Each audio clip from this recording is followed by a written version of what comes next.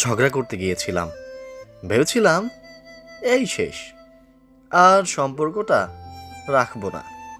কিন্তু গিয়ে দেখি ইনি এক গাল হাসি নিয়ে বাস স্ট্যান্ডে দাঁড়িয়ে আছেন।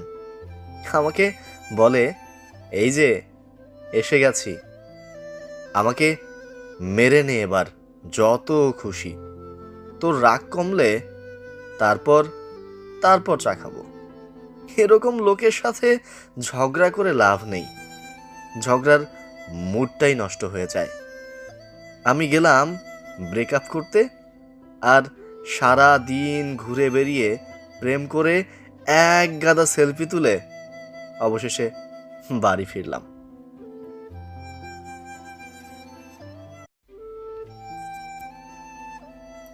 ঝগড়া করতে গিয়েছিলাম, ভেবেছিলাম